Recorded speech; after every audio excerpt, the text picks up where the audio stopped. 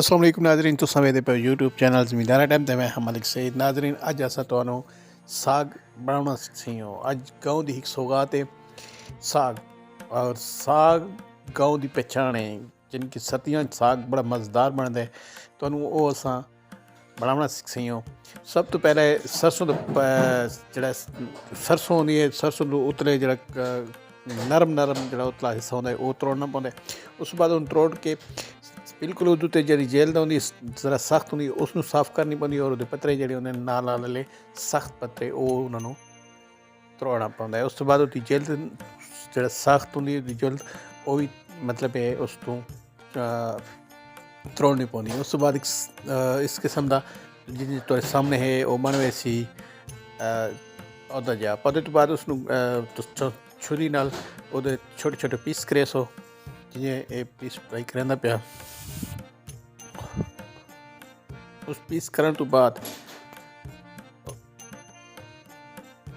बाद इसनू एक अच्छे जे साफ जे बर्तन पा के बाद इसनू पानी नाल साफ करे सो, पानी नाल धो सो।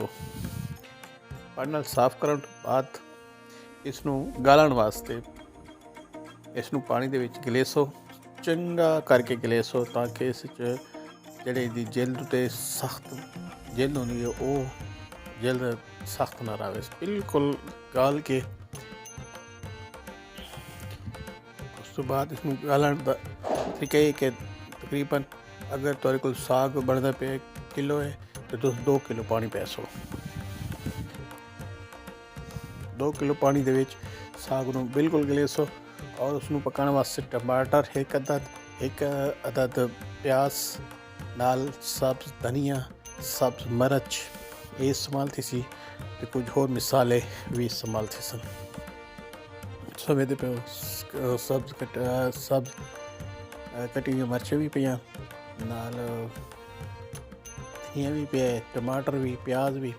इसनू तुसां गाल छड़े सो। गालन तो बाद जिस टाइम गल वैसन पक वैसी बाद तुसां इस सारा जेह्ड़ा है टमाटर सारी चीज़ां कटवी पा के इस दम तुसां एक सलाद बना गिनसो, मसाला तैयार कर गिनसो।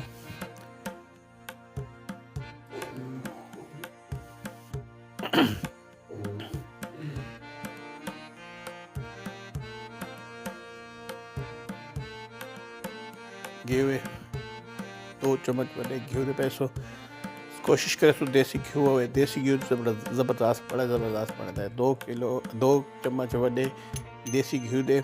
उस बाद तुहाडे कोल जेह्ड़ी सलाद टमाटर प्याज ते जिन्नी ओह् चीज़ां पेइयां ओह् अच्छी तरह भने सो। ये जी होई गई पेइयां। उस बाद जेह्ड़े गिले उसी तुहाडे कोल साग सरसों के पत्तरे गले सन ओह् इस विच पा दे सो, उसनू अच्छी तरह हिलाए सो। हिलावन तो बाद कम अज़ कम 20 मिनट हिलाने तो बाद ये तकरीबन तैयार थी वैसी। ये तैयार है जी। एक कितनी प्यारी साग की डिश तैयार की है, बड़ी ज़बरदस्त और लजीजा ज़ायकेदार सलाद।